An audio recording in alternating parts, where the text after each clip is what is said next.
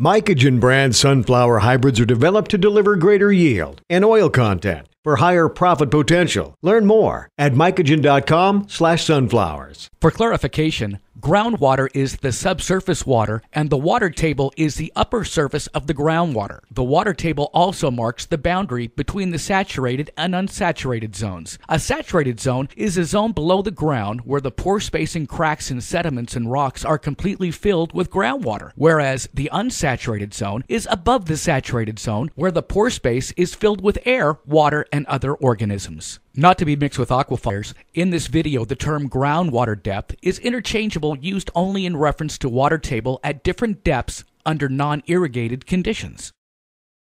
So at what point does groundwater affect soil health and plant growth negatively?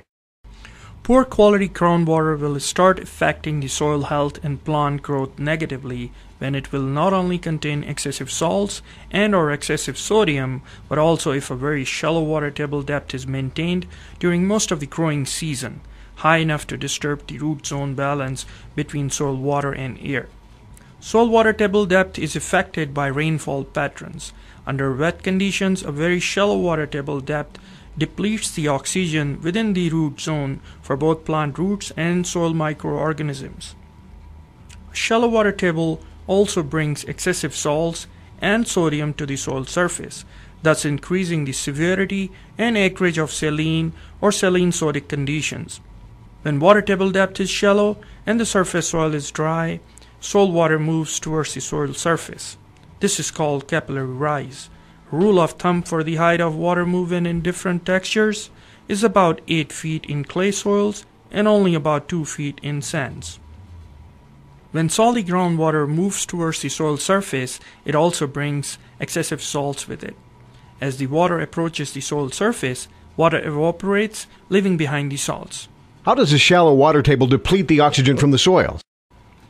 A typical medium textured soil will be made up of 45% mineral component, including sand, silt, and clay, 5% organic matter, that includes the plant residues, animals, and microorganisms, and 50% space is occupied by pores around the soil particles.